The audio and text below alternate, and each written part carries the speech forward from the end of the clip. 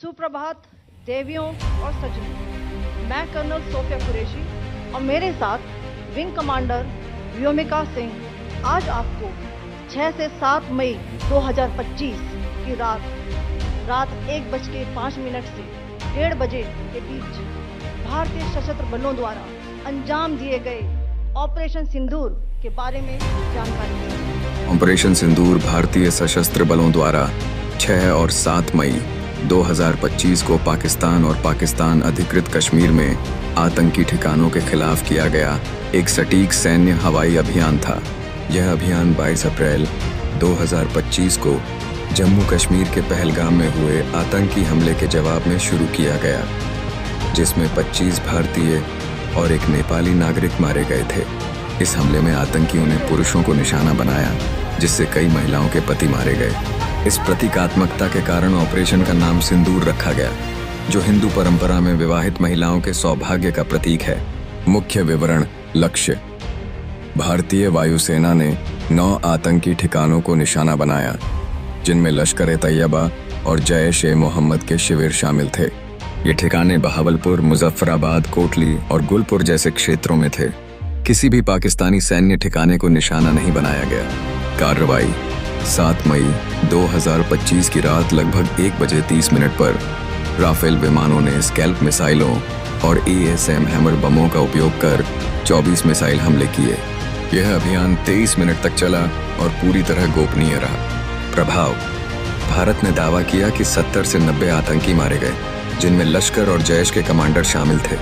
पाकिस्तान ने कहा कि हमलों में 26 नागरिक मारे गए, जिनमें बच्चे शामिल थे, और मस्जिदों जैसे नागरिक क्षेत्रों को निशाना बनाया गया।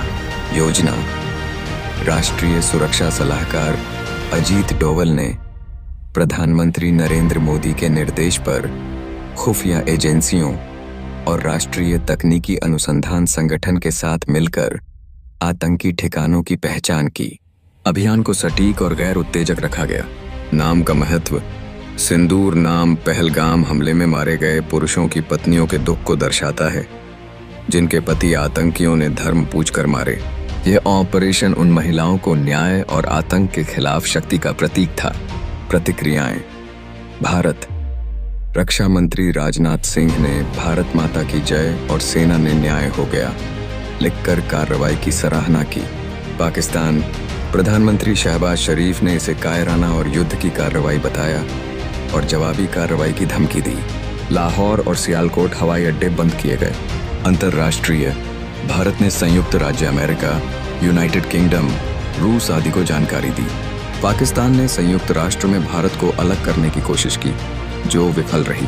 विवाद और तनाव: पाकिस्तान ने जवाबी गोलीबारी की, जिसमें भारत के अनुसार 3 नागरिक मारे गए। दोनों देशों के बीच तनाव बढ़ा और सीमावर्ती क्षेत्रों में उच्च सतर्कता लागू है। यह कार्रवाई भारत के आतंकवाद के खिलाफ कड़े रुख और सैन्य क्षमता को दर्शाती है, लेकिन क्षेत्रीय स्थिरता पर इसके प्रभाव को लेकर चर्चा जारी है। ऑपरेशन सिंदूर के बाद पाकिस्तान की प्रतिक्रियाएं तीव्र और आक्रामक थीं, क्योंकि भारत ने 6 और 7 मई 2025 को पाकिस्तान और पाकिस्तान अधिकृत कश्मीर में 9 आतंकी ठिकानों पर सटीक हवाई हमले किए थे। ये हमले 22 अप्रैल 2025 को पहलगाम में हुए आतंकी हमले के जवाब में थे, जिसमें 25 भारतीय और एक नेपाली नागरिक मारे गए थे। पाकिस्तान की प्रतिक्रियाओं को निम्नलिखित बिंदुओं में समझा जा सकता है। आधिकारिक बयान और निंदा: पाकिस्तान के प्रधानमंत्री शहबाज शरीफ ने हमलों को युद्ध की कार्रवाई और कायराना करार दिया और कहा कि पाकिस्तान को इसका उचित जवाब देने का पूरा अधिकार है। उन्होंने दावा किया कि भारत ने 5 स्थानों पर हमले किए, जिसमें नागरिक क्षेत्र शामिल थे। पाकिस्तान सेना के प्रवक्ता मेजर जनरल अहमद शरीफ चौधरी ने हमलों को कायराना और अनुचित बताया और दावा किया कि 8 लोग मारे गए और 35 घायल हुए, जिनमें महिलाएं और बच्चे शामिल थे। उन्होंने विशेष रूप से बहावलपुर, मुजफ्फराबाद और कोटली में मस्जिदों और नागरिक क्षेत्रों पर हमले का आरोप लगाया। पाकिस्तान के रक्षा मंत्री ख्वाजा आसिफ ने कहा कि भारत का अस्थायी सुख जल्द ही स्थायी दुख में बदल जाएगा और पाकिस्तान इसका जवाब अपने समय और स्थान पर देगा। उन्होंने अंतर्राष्ट्रीय मीडिया को आमंत्रित किया कि वे आएं और सत्यापित करें कि भारत ने आतंकी शिविरों या नागरिकों को निशाना बनाया। सैन्य और राजनयिक कदम।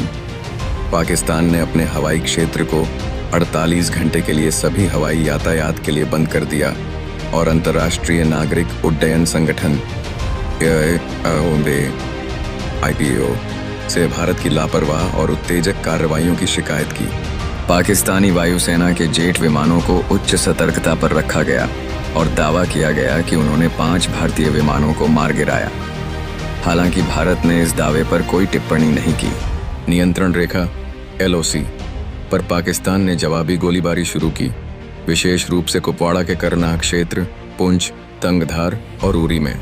भारत के अनुसार इसमें 7 से 15 नागरिक मारे गए। पाकिस्तान की राष्ट्रीय सुरक्षा समिति ने हमलों को पाकिस्तान की संप्रभुता का उल्लंघन बताया और सेना को उचित कार्रवाई करने की अनुमति दी।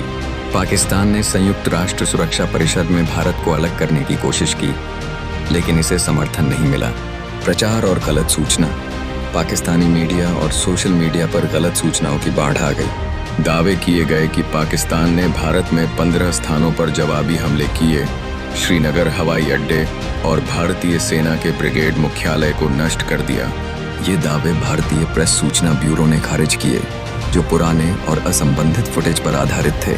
पाकिस्तान ने अंतर्राष्ट्रीय समुदाय में आक्रामकता का शिकार बनने की छवि बनाने की कोशिश की, विशेष रूप से इस्लामी देशों और पश्चिमी शक्तियों से समर्थन मांगा। आर्थिक और सामाजिक प्रभाव। पाकिस्तान का स्टॉक मार्केट KSI 100 इंडेक्स 6% गिर गया, जो निवेशकों में घबराहट को दर्शाता है। पंजाब प्रांत में आपातकाल घोषित किया गया, स्कूल बंद किए गए और अस्पतालों व सुरक्षा बलों को उच्च सतर्कता पर रखा गया। अंतर्राष्ट्रीय मंचों पर प्रतिक्रिया। पाकिस्तान ने संयुक्त राष्ट्र और अन्य मंचों पर भारत की कार्रवाई को अंतर्राष्ट्रीय कानून का उल्लंघन बताया। उप प्रधानमंत्री और विदेश मंत्री इशाक डार ने कहा कि हमलों ने क्षेत्रीय शांति को खतरे में डाल दिया। पाकिस्तान ने दावा किया कि भारत ने अपने हवाई क्षेत्र से हमले किए और कोई भारतीय विमान पाकिस्तानी हवाई क्षेत्र में नहीं घुसा। निष्कर्ष। पाकिस्तान ने ऑपरेशन सिंदूर को आक्रामकता और युद्ध की कार्रवाई के रूप में चित्रित करने की कोशिश की, जिसमें सैन्य, राजनयिक और प्रचार स्तर पर जवाबी कदम उठाए गए। हालांकि भारत ने दावा किया कि हमले सटीक और केवल आतंकी ठिकानों पर केंद्रित थे और उसने संयुक्त राज्य अमेरिका, यूनाइटेड किंगडम, रूस, सऊदी अरब और संयुक्त अरब अमीरात जैसे देशों को पहले ही सूचित कर दिया था, जिससे पाकिस्तान का अंतर्राष्ट्रीय समर्थन सीमित रहा। दोनों देशों के बीच तनाव बढ़ा और सीमावर्ती क्षेत्रों में उच्च सतर्कता बनी रही।